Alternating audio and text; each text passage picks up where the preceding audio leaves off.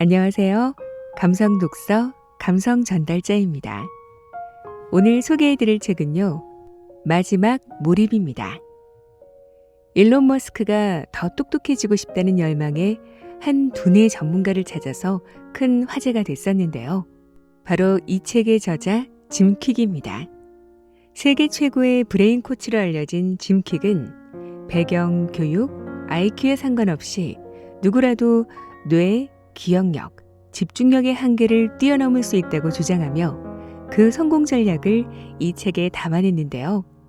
잠재력을 최대치로 끌어올릴 수 있는 그만의 집중, 학습, 기억력, 속독, 사고 전략은 전 세계 수억 명이 열광한 매우 효과적이고 검증된 방법들이라고 합니다. 더욱 놀라운 것은 짐 퀵이 어렸을 때 뇌를 크게 다쳐서 뇌가 고장난 아이라는 말을 듣고 성장했다는 건데요. 제대로 된 학교 생활이 어려웠고 책 한 권을 다 읽기가 힘들 정도로 학습에 어려움을 겪었었다고 합니다. 그랬던 그가 배우는 법, 즉 학습 방법의 학습을 파고들게 되면서 지금은 세계 유수의 기업과 기관에서 앞다투어 초청하는 최고의 두뇌 전문가가 된 것입니다.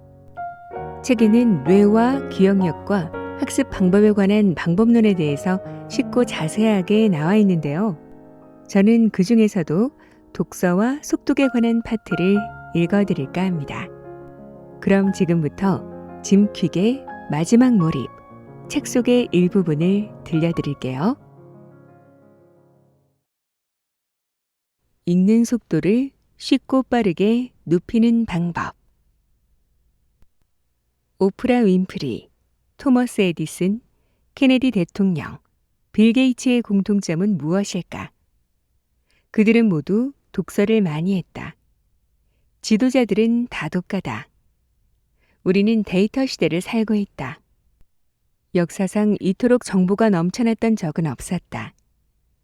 지난 몇십 년 동안 생산된 정보가 그 전에 몇천 년 동안 만들어진 정보보다 훨씬 많다. 구글의 CEO였던 에릭 슈미트에 따르면 문명의 태동에서부터 2003년까지 5엑사바이트의 정보가 생성됐지만 지금은 단 2일 만에 그만큼의 정보가 만들어지고 있다. 게다가 정보의 생성 속도는 점점 더 빨라지고 있다. 이는 현 시대를 경쟁이 극심한 사회로 만들고 있다. 최신 정보를 따라잡을 수 있는 사람들만이 학업과 직업뿐 아니라 다른 삶의 영역에서도 성공하는 데 필요한 경쟁력을 갖는다. 연구에 따르면 읽기 능력과 인생의 성공 사이에는 직접적인 관계가 있다. 읽기에 능숙한 사람은 더 나은 직업, 더 높은 수입, 삶의 모든 영역에서 더 큰 성공의 기회를 누린다. 생각해보라. 만약 당신의 읽기 능력이 평균이라면 대부분의 사람과 이해력이 비슷한 것이다. 그렇다면 경쟁 우위를 확보할 수 없다. 불행히도 사람들 대부분은 독서를 지루한 일, 대단히 소모적인 일로 여긴다. 당신은 책 한 페이지를 읽고 나서 대체 방금 무엇을 읽은 거지? 라고 자문한 적이 있는가? 만약 그렇다면 당신만 그런 게 아니다. 나는 대학생활 초기에 학교를 그만둘까 심각하게 고민했다. 하지만 수업을 위해 읽어야 할 책 외에 책 한 권을 매주 읽는 과제를 해내면서 학업에 상당한 진전을 보기 시작했다.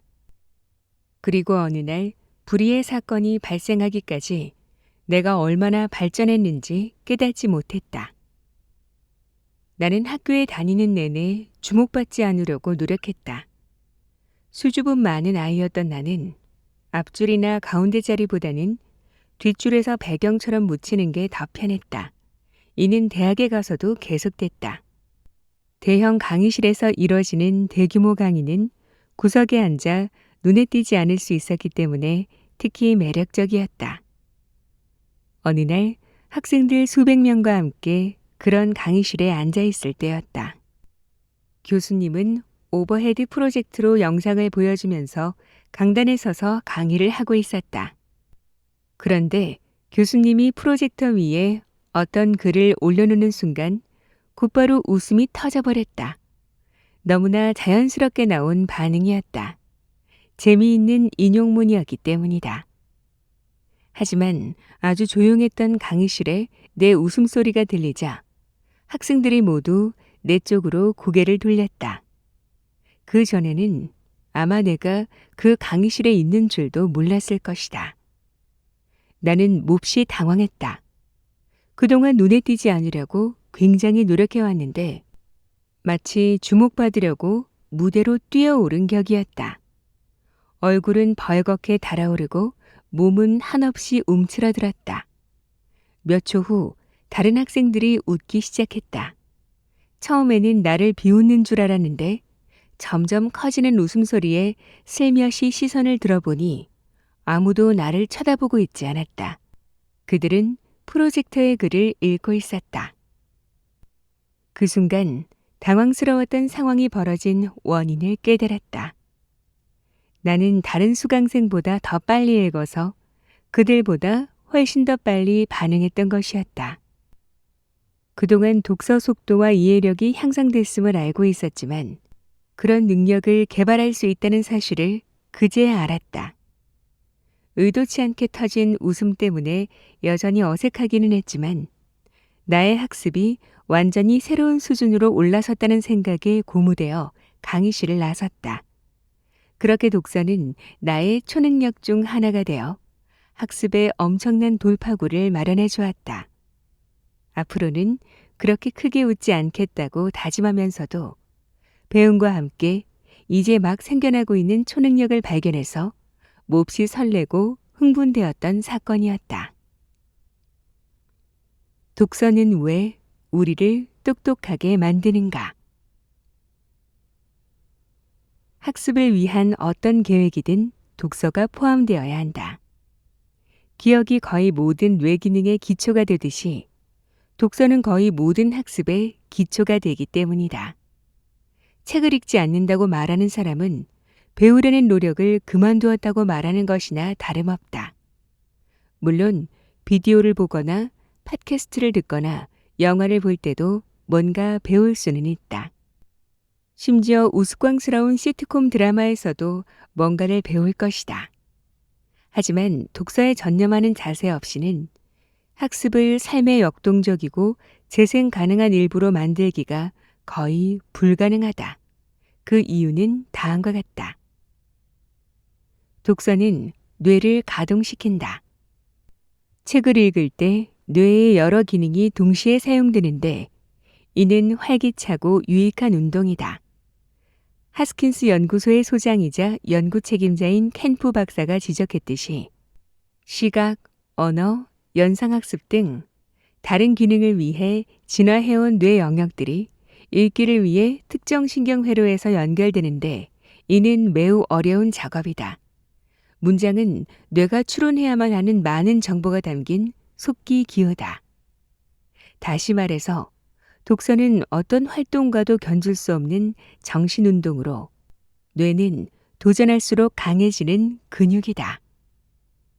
독서는 기억력을 향상시킨다. 책을 읽을 때는 뇌 운동이 많이 되어 뇌가 더 높은 수준에서 기능하게 된다. 그래서 독서의 중요한 이점 중 하나는 기억과 관련이 있다. 시카고에 있는 러시대학교 메디컬 센터의 로버트 윌슨 박사는 독서가 기억력 감퇴에 의미 있는 영향을 미친다는 연구 결과를 얻었다. 독서와 글쓰기 같은 일상활동이 아이들과 자기 자신, 부모나 조부모에게 미치는 영향을 과소평가해서는 안 된다. 우리 연구에 따르면 유년기부터 노년기까지 일생에 걸쳐 이런 활동을 통해 뇌운동을 하는 것이 노년기의 뇌 건강에 중요한 역할을 한다. 독서는 집중력을 향상시킨다. 앉아서 책을 읽거나 잠시 신문만 보더라도 그동안은 한 가지 일에 집중하는 훈련을 하는 것이다. 인터넷을 검색하거나 유튜브를 클릭할 때와는 달리 독서를 할 때는 주의력 대부분을 읽고 있는 내용에 기울인다. 그렇게 연습이 되면 다른 과업에서도 똑같이 집중하기가 쉬워진다. 독서는 어휘력을 향상시킨다. 남들보다 더 똑똑해 보이는 사람을 만나면 우리는 어떻게 반응할까? 10중 8구는 더 존중하고 존경심까지 느낄 것이다. 똑똑한 말을 하는 듯한 사람들은 보통 사람들보다 다양한 어휘를 유려하게 구사하는 경향이 있다. 독서는 어휘 구사 능력을 키울 수 있게 한다. 독서를 많이 할수록 더 폭넓은 언어와 다양한 상황 속 언어의 쓰임에 노출되는 까닭이다. 그리고 독서는 매우 뛰어난 집중의 수단이므로 독서 내용의 대부분을 흡수해서 필요에 따라 사용할 수 있게 해준다. 독서는 상상력을 향상시킨다. 학교나 직장에서 내준 주제로 글을 써본 사람이라면 도구를 사용할 때 창의적으로 생각하기가 더 쉽다는 사실을 알고 있다. 독서는 기본적으로 주제에서 주제로 이어진다. 이 사람의 입장이라면 어떤 기분일까? 생산성을 높이기 위해 이 기법을 어떻게 사용할 수 있을까? 짐 퀵이 한계를 벗어나게 도와준다면 제일 먼저 무엇을 할까? 뛰어난 상상력은 삶에 더 많은 가능성을 볼 수 있게 해주고 독서는 상상력이 깨어있게 해준다. 독서는 이해력을 향상시킨다. 학습은 다양한 형태로 이루어지며 성공을 위한 학습에는 여러 요소가 있다. 그리고 성공을 위해서는 기민한 사고와 기술의 숙달도 매우 중요하지만 공감과 이해도 간과할 수 없다. 독서는 이전에 전혀 알지 못했던 삶, 상상도 못했던 경험, 자신과는 전혀 다른 사고방식을 접하게 해준다. 이 모두는 타인에 대한 공감과 함께 자신을 넘어 세상이 작동하는 방식에 대한 이해를 쌓게 해준다. 나의 독서 속도 측정하기. 가장 먼저 할 일은 현재의 독서 속도, 즉 기준 속도를 알아내는 것이다. 독서 속도는 1분 동안 읽은 단어 수로 측정된다. 필요한 준비물은 읽기 쉬운 소설, 연필, 타이머다. 준비물을 갖췄다면 다음 순서에 따라 독서 속도를 측정해보자. 1. 알람이 2분 후에 울리도록 설정한다. 2. 편안한 속도로 읽다가 알람이 울리면 중단하고 그 지점을 표시해둔다. 3. 세 줄에 들어가는 총 단어 수를 센 다음 이를 3으로 나눈다. 이것이 한 줄당 평균 단어 수다.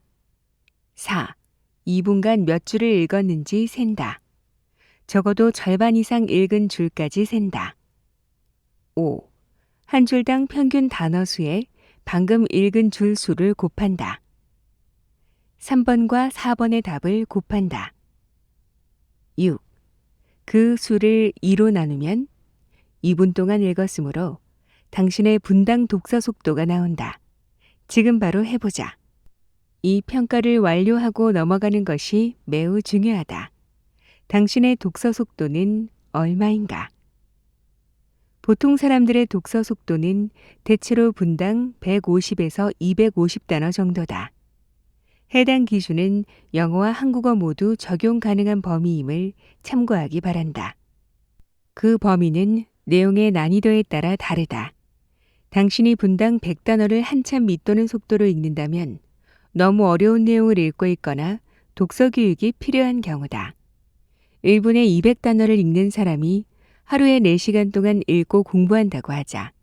그러면 1분에 400단어를 읽는 사람은 그 절반의 시간, 즉 2시간만 공부하면 된다. 독서 속도가 빠른 사람은 하루 최소 2시간을 절약할 수 있다. 독서의 속도를 떨어뜨리는 습관들. 사람들은 다양한 이유로 책을 아예 또는 거의 읽지 않는다. 특히 장시간 근무하고 퇴근한 이들은 몹시 지쳐 있다.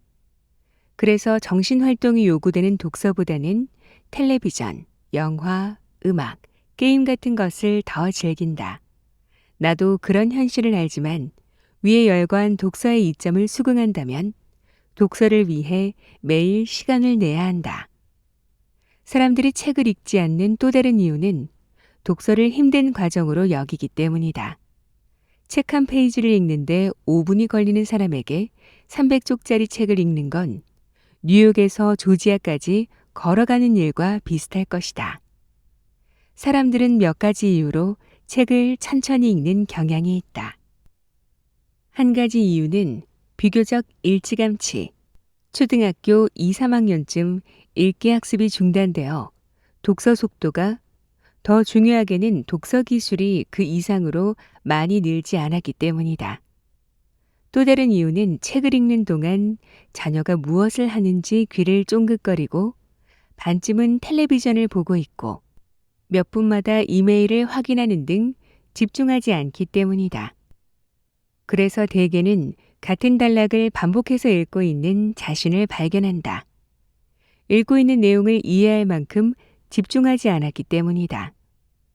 사람들이 책을 빨리 읽지 못하는 주된 이유가 몇 가지 있다. 독서 효율은 읽는 속도와 내용 이해력, 즉 독해력, 이 두 가지에 좌우된다. 독서 효율을 높이기 위한 다양한 방법을 살펴보기 전에 먼저 읽는 속도를 떨어뜨리는 세 가지 장벽과 장애물부터 살펴보자. 안구 회귀. 책을 읽으면서 같은 줄을 또 읽고 있는 자신을 발견한 적이 있는가? 아니면 무심결에 뒤로 돌아가 다시 읽는 되읽기를 하는 자신을 발견한 적이 있는가? 안구 회귀는 시선이 뒤로 돌아가 특정 단어들을 다시 읽는 경향을 묘사하는 용어다. 어느 정도의 안구 회귀는 거의 모든 사람이 하며 대부분이 무의식적으로 이뤄진다. 사람들은 안구 회귀로 이해를 높일 수 있다고 믿지만 대체로 더 잘 이해하지 못한다. 게다가 독서의 본래 의미까지 사라질 수 있다. 안구 회귀는 읽는 속도를 늦출 뿐 아니라 읽은 내용의 처리도 심각하게 방해한다. 뒤떨어진 읽기 능력. 읽기는 지능의 척도라기보다 기술이며 여느 기술과 마찬가지로 배우고 개선할 수 있다. 읽기 수업을 마지막으로 들었던 때가 언제인가? 대부분이 초등학교 4학년 또는 5학년 때였을 것이다. 당신이 대다수와 비슷하다면 읽기 실력이 그때와 똑같을 것이다. 그런데 독서의 양과 난이도는 그 후로 바뀌지 않았는가? 내용은 급격히 복잡해졌을 텐데 우리의 읽기 능력은 그대로다. 속발음. 속발음은 속으로 내는 소리를 근사하게 일컫는 용어다. 이 글을 읽으면서 자신이 속으로 소리내어 읽고 있는 걸 눈치챘는가? 속발음은 독서 속도를 분당 겨우 몇백 단어로 제한한다. 즉, 독서 속도가 사고하는 속도가 아니라 말하는 속도로 결정된다. 사실 머리는 그보다 훨씬 더 빨리 읽는데 말이다. 속발음은 어디서 온 걸까? 대부분의 사람에게 속발음은 처음 읽기를 배울 때 생긴다. 당신은 읽기 수업에서 올바로 읽고 있다는 것을 교사가 알 수 있게 소리내어 읽어야 했다. 다른 아이들과 둥글게 둘러앉아 자기 차례가 오면 소리내어 읽어야 했던 때를 기억하는가? 이는 많은 사람에게 스트레스를 주는 일이었다. 단어를 제대로 읽어야 한다는 부담이 크고 어떻게 발음하는지가 매우 중요했다. 그때 당신의 뇌는 책을 읽으면서 단어를 이해하고 싶다면 정확하게 소리낼 수 있어야 한다고 둘 사이를 연결지었다. 상급 학년으로 올라가면서는 더 이상 소리내어 읽지 말고 혼자 조용히 읽어야 했다. 이때 책 읽는 소리를 내면화한 우리는 이후 속으로 읽게 됐다. 요컨대 당신은 속발음을 듣지 못하면 단어를 이해하지 못할 거라고 믿지만 그렇지 않다. 예를 하나 들어보자. 케네디 대통령은 분당 500에서 1200 단어를 읽는 대단한 속독가였다. 그는 속독 강사를 초청해 참모들을 교육시키기도 했다. 그의 연설 속도 또한 분당 250단어나 됐다. 그가 책을 읽을 때는 속발음을 하지 않고 읽은 단어가 많았던 게 틀림없다. 단어를 이해하기 위해 소리내어 말할 필요는 없다. 잠시 당신 또는 다른 사람의 자동차를 생각해보자. 어떤 모양인가? 무슨 색인가? 지금 생각해보자. 당신이 생각한 것들은 무엇인가? 파란색이고 타이어가 4개의 갈색 가죽 시트지 라고 말했을 수도 있다. 그렇다면 파란색, 타이어, 가죽이라는 단어가 머리에 떠올랐는가?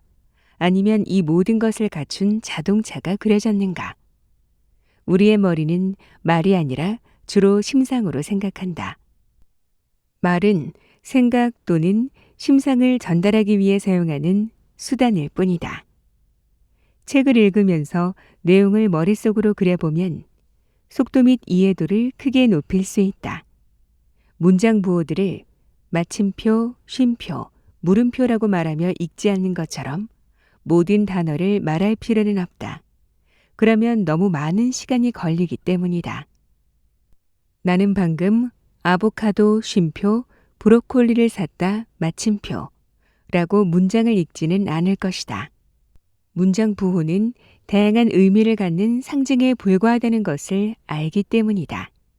단어 또한 상징이다. 책에 나오는 단어의 95%는 본 적이 있는 단어다. 조사, 접속사 같은 기능어를 굳이 발음할 필요가 없듯이 그 단어들도 발음할 필요가 없다. 이는 소리내지 않고 눈으로만 봐도 안다.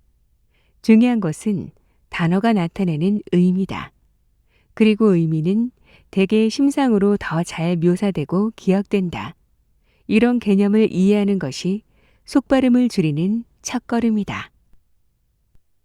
빠르게 읽는 독서 습관에 대한 오해. 속독에 관한 여러 의견이 있는데 여기서는 내가 꼽는 3가지 대표적인 오해를 이야기하고자 한다. 덧붙여 오해를 해소해줄 속독에 관한 효과를 설명하겠다. 오해 첫 번째. 속독을 하면 이해도가 떨어진다. 속독을 하면 이해도가 떨어진다는 것은 읽는 속도가 느린 사람들이 퍼뜨린 소문이며 사실이 아니다. 사실 독서 속도가 빠른 사람들은 느린 사람들보다 이해도가 더 높다. 이렇게 비유할 수 있다. 조용한 거리를 천천히 운전할 때는 여러 가지 다른 일을 할 수 있다. 라디오를 듣고 녹즙을 마시고 이웃에게 손을 흔들고 좋아하는 노래를 부를 수 있다. 당신의 주인은 한 곳에 머물지 않고 이리저리 옮겨 다닌다. 하지만 경주로의 급커브를 전속력으로 달리고 있다고 상상해보자. 집중을 더 하게 될까, 덜 하게 될까? 분명 집중해서 전후 좌우를 살필 것이다. 드라이 클리닝을 맡긴 옷 같은 건 생각하지 않는다. 독서도 마찬가지다. 독해력 향상의 열쇠는 주의력과 집중력이다. 하지만 어떤 사람들은 너무 천천히 책을 읽어서 정신을 아주 지루하게 만든다. 지루해진 정신은 집중하지 못한다. 정신은 엄청난 양의 정보를 처리할 수 있는데 사람들은 대부분 한 번에 한 단어씩 읽어들여 머리로 보낸다. 이는 뇌를 굶주림으로 몰아넣는다. 딴 생각과 몽상을 한 적이 있다면 뇌의 굶주림이 이유일 수 있다. 뇌에 필요한 자극을 주지 않으면 뇌는 다른 생각거리를 찾으며 산만해진다. 그리고 저녁에 무엇을 먹을지, 내일 데이트할 때 무슨 옷을 입을지, 복도에서 들려오는 대화가 무엇인지 생각하는 자신을 발견한다. 앞서 한 페이지나 한 단락을 읽고 나서 방금 읽은 내용을 기억하지 못하는 이유가 무엇인지에 대해 언급했다. 어쩌면 이는 너무 천천히 읽어서 뇌가 지루해진 탓에 흥미를 잃은 것일 수 있다. 혹은 독서를 잠들기 위한 진정제로 사용하기 때문일 수도 있다. 독서 속도를 높이면 정신을 자극하고 더 집중하고 잘 이해할 수 있다. 오해 두 번째. 속독은 어렵고 노력을 요한다. 속독은 적은 노력을 요구한다. 읽기에 능한 사람들은 읽는 속도가 느린 사람들만큼 뒤로 돌아가 다시 읽지 않기 때문이다. 독서 속도가 느린 사람들은 특정 단어에서 멈췄다가 다시 읽고 다른 단어로 갔다가 이전 단어로 되돌아가기를 읽는 내내 반복한다. 이런 독서 방식은 훨씬 많은 노력을 요구하고 지루하게 만든다. 독서 속도가 빠른 사람들은 훨씬 쉽게, 훨씬 짧은 시간 안에 읽는다.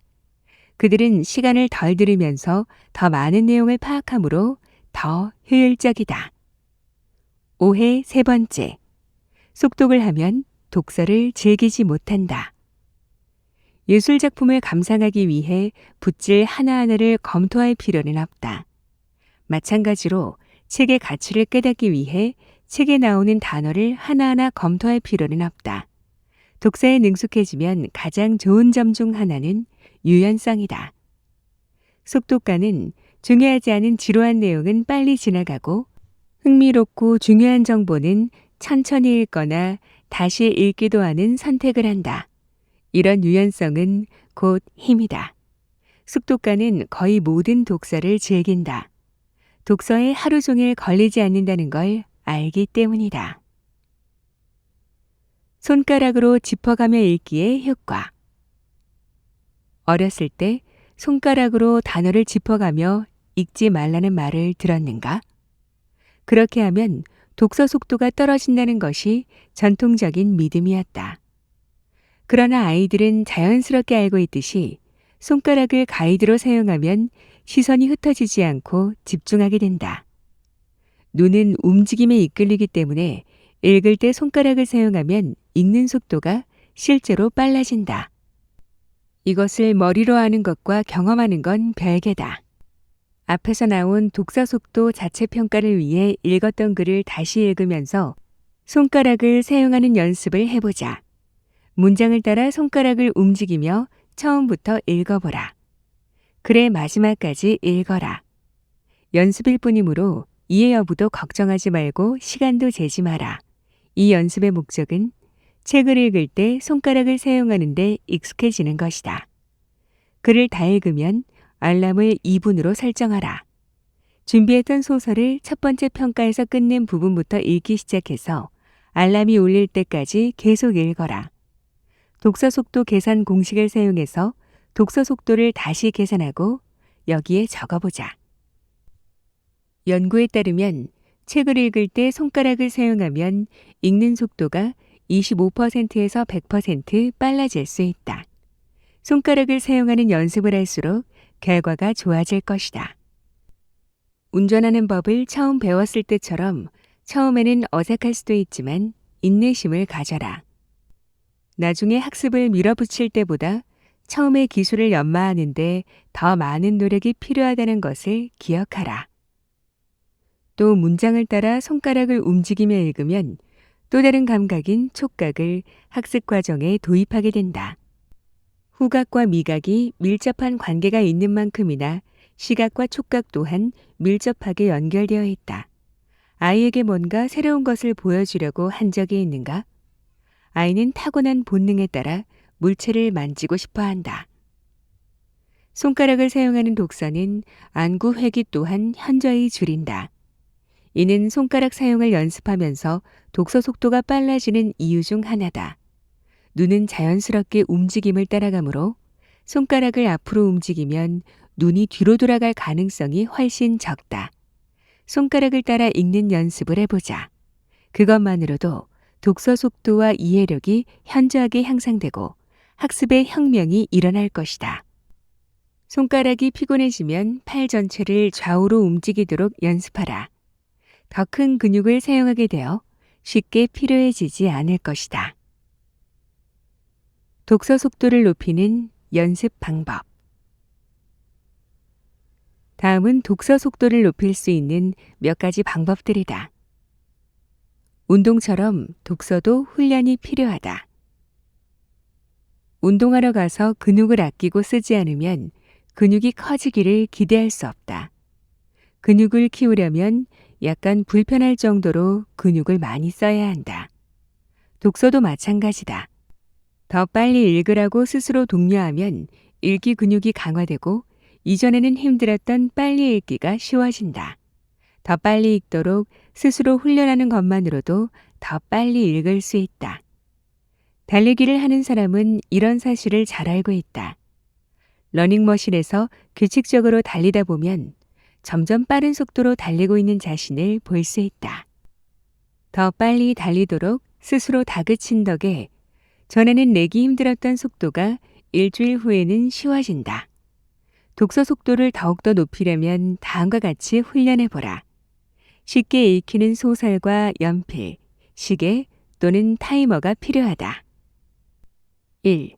4분 동안 편안한 속도로 읽는다. 손가락이나 다른 물체로 짚어가며 읽는다. 4분 후로 알람을 설정하고 평소 읽던 대로 읽는다. 알람이 울리면 읽던 줄에 표시해둔다. 이것이 결승선이다. 2. 이제 알람을 3분으로 설정한다. 알람이 울리기 전에 결승선에 도달하는 것을 목표로 한다. 손가락을 따라 결승선까지 3분 안에 읽도록 하라. 3. 알람을 2분으로 설정한다. 이해 여부는 걱정하지 않는다. 알람이 울리기 전에 2분 안에 결승선에 도달하도록 노력한다. 손가락이나 다른 물체의 이동을 따라 한 줄씩 읽어 내려간다. 눈이 가능한 한 빨리 손가락을 쫓아가도록 한다. 4. 마지막으로 분전할 때다. 알람을 1분으로 설정한다. 1분 안에 결승선에 도달하도록 최선을 다한다. 한 줄도 건너뛰지 말고 당장은 이해 여부도 걱정하지 않는다. 5. 이제 한숨 돌려도 좋다.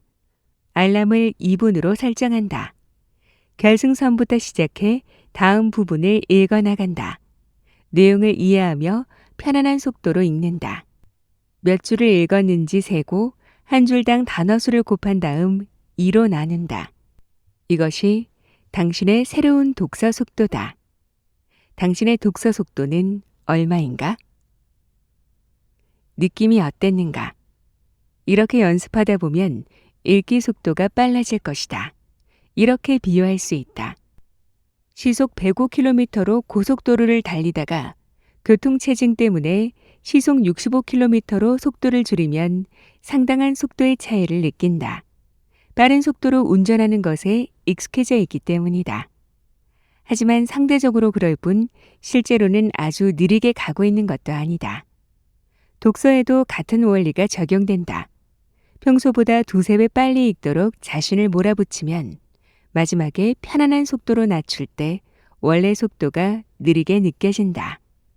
만족스러운 수준에 도달할 때까지 최소 하루에 한 번은 이렇게 연습하라. 일정의 독서 연습 시간을 넣어라. 운동과 마찬가지로 이 연습을 단 한 번 하고서 평생 할 수 있으리라고 기대할 수는 없다. 규칙적으로 책을 읽어야 한다. 그렇지 않으면 독서 근육은 약해진다. 주변 시를 넓혀라. 주변 시는 한눈에 볼 수 있는 문자나 단어의 범위를 말한다. 주변 시를 넓히면 더 많은 단어를 보고 받아들일 수 있다. 대부분의 사람은 한 번에 한 단어만 읽도록 배웠다. 하지만 사실 우리는 그보다 많은 단어를 읽을 수 있다. 처음 읽는 법을 배울 때 우리는 알파벳이 모여 단어를 구성한다는 것을 배운다. 어렸을 때는 알파벳으로 단어를 발음하고는 했다. 나이가 든 지금은 책을 읽을 때 알파벳을 보지 않고 더 큰 단위인 단어로 읽는다. 사람들의 독서 속도가 제한적인 이유 중 하나는 한 번에 한 단어씩 읽기 때문이다. 그러나 리포트 뒤에 카드라는 단어를 붙인 리포트 카드를 생각해 보자. 이 두 단어에는 각각 고유한 뜻이 있지만 당신의 뇌는 이를 한 단위로 본다. 또한 두 단어를 하나로 볼 수 있듯이 여러 단어를 동시에 볼 수도 있다. 그렇게 하면 읽기 속도가 훨씬 빨라진다. 개별 알파벳이 아니라 단어들을 보는 것처럼 읽기에 능한 사람은 개별 단어가 아니라 여러 단어 또는 여러 의미를 본다. 속발음을 차단하는 숫자 세기. 속독 훈련을 하면 속발음 문제가 줄어들기 시작할 것이다. 읽는 속도를 높이면 자연히 머릿속으로라도 모든 단어를 말하기가 더 힘들어지기 때문이다. 분당 약 300에서 350 단어를 넘기기 시작하면 모든 단어를 속발음하기가 불가능해진다. 이 경계에 도달하면 뇌는 단어를 발음하는 대신 이미지로 보게끔 바뀌기 시작한다. 그리고 책 읽기는 영화 보기와 비슷해진다. 숫자 세기는 속발음을 없애기 위해 사용할 수 있는 또 다른 방안이다. 절차는 믿을 수 없을 만큼 간단하다. 눈으로 책을 읽는 동안 하나, 둘, 셋 소리내어 세면 된다. 숫자를 소리내어 세는 동시에 속발음을 하기는 매우 어렵다. 이 방법을 쓰면 속발음을 적게 하도록 조건화되어 단어를 말하는 대신 눈으로 보게 되므로 읽는 속도와 이해도가 향상된다. 사람들은 듣는 것보다 보는 것을 더 기억하고 이해하는 경향이 있다. 대부분 사람이 이름을 들었을 때보다 얼굴을 봤을 때 더 잘 기억하므로 이는 타당한 견해다. 위의 두 가지 방법을 연습하면 더 이상 모든 단어를 말하지 않게 되어 읽는 속도가 한층 빨라질 것이다. 처음에는 약간 혼란스러울 수도 있고 이해도가 떨어질 수도 있지만 곧 숫자 세기도 지루해져서 결국 멈추게 된다. 거듭 연습하면 내용을 충분히 보고 이해할 수 있으며 점점 이해력이 향상될 것이다. 속독은 긍정적인 성취감을 안겨준다. 속독에 성공한 학생들의 사례는 책 한 권을 채울 정도로 많다. 우리는 그 성공담들을 소셜미디어에 정기적으로 게시하고 있다. 그중 한 사례로 세라는 읽는 속도가 매우 느렸고 집중에 어려움을 겪었으며 이름과 사건들을 기억할 수 없었다. 그녀는 자신이 독서 능력이나 공부 능력이 향상될 가능성이 없다고 확신했다. 나는 완벽이 아니라 발전을 목표로 한다고 학생들을 안심시키는데 이 점이 세라의 마음을 울렸다. 복잡한 해결책을 찾고 있었던 그녀는 우리가 가르치는 도구와 기법들이야말로 너무나 간단하지만 활용하기 좋은 것들임을 깨달았다. 그녀는 의구심이 들더라도 빠짐없이 참석하고 최선을 다하겠다고 결심했다. 그 결과 세라의 독서 속도는 분당 253단어에서 분당 838단어로 무려 3배나 빨라졌다. 이제 그녀는 독서로 하루를 시작한다. 이는 긍정적인 힘으로 하루를 시작하게 하고 이미 뭔가를 성취한 기분을 느끼게 해준다. 루의 경우도 비슷했다. 루는 자신에게 도움이 될 수 있는 기법들을 배우자마자 독서 능력이 크게 달라지는 경험을 했다. 공학, 수학 등 전형적인 좌뇌 영역 과목에 뛰어났던 그는 전기공학 학사를 취득했다. 하지만 영어 과목에서는 매번 고전했다. 학창시절 내내 단어를 이해하고 글의 이면에 있는 가르침을 이해하는데 어려움을 겪었다. 그는 영어 선생님들이 안쓰러운 마음에 그에게 C를 준 덕분에 졸업할 수 있었다고 했다. 그는 35살 때 독서법을 배우기 위해 강습을 받기 시작했다. 강습은 도움이 되었지만 4년간 노력했는데도 읽기 수준은 2학년에 머물러 있었다. 예전보다는 훨씬 나아졌으나 그가 원했던 수준과는 거리가 있었고 단어와 개념을 숙지하지 못하는 좌절감도 여전했다. 그는 읽은 내용이 이해되기를 바라면서 같은 구절을 여러 번 반복해서 읽었다. 그의 주된 문제는 기계적 암기를 통해 학습하려 했다는 것이었다. 늘 페이지 끝까지 읽어도 배운 게 없었다. 그에겐 적절한 프로그램을 찾는 것이 열쇠였다. 우리의 기억 프로그램에서 읽은 내용을 이해하는 방법을 배우면서 그는 글을 읽으며 시각화하는 데 좀 더 시간을 들이기 시작했고 손가락으로 짚으며 읽어 우뇌를 자극했다. 그리고 마침내 처음으로 책을 읽고 이해하게 되었다. 독서에 관한 추가적인 조언. 책을 똑바로 세워라. 책상 위에 책을 펼쳐놓고 읽으면 다음 두 가지 상황 중 하나가 발생한다. 1. 활자를 직각으로 보게 되어 눈에 불필요한 부담을 준다. 2. 활자를 또렷이 보기 위해 몸을 구부리게 된다. 이런 자세는 몸속 산소의 흐름을 방해해서 쉽게 피로하게 만든다. 한 번에 20분에서 25분 동안만 책을 읽어라. 초도 효과와 최신 효과를 기억하라. 눈이 피로하거나 뻑뻑해지면 휴식을 취하라. 눈을 감고 쉬어라. 독서를 습관화하라. 인생에서 큰 성공을 거둔 사람들은 대체로 독서광이다. 훌륭한 독서가는 책을 자주 읽는다. 자신에게 독서 습관을 선물하라. 인생을 바꾸는 독서 습관 만들기. 독서와 학습의 한계를 벗어나면 비견할 수 없는 수준의 자유를 얻을 수 있다. 학습 능력을 최대한 발휘하는 사람들은 어떤 과업이나 도전도 위협이 되지 않는다. 자신감과 능숙함으로 세상을 경험한다. 다음 장으로 넘어가기 전에 다음 몇 가지를 시도해보자. 바꾸고 싶은 현재의 독서 습관을 알아보자. 어떤 변화든 일단은 무엇이 자신을 방해하고 있는지 파악하고 그것이 연습 중에 나타날 때 알아차려야 한다. 매일 손가락으로 짚으며 읽는 연습을 해보자. 매일 10분씩이라도 독서 연습을 일정에 넣어 읽기 근육을 키우도록 하라.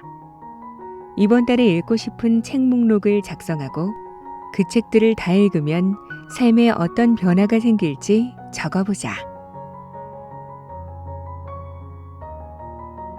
해가 갈수록 뭔가를 자주 잊어버리거나 해야 할 일이 뭐였는지 잘 생각나지 않고 그럴 때가 많더라고요. 저만 그런 건 아니죠?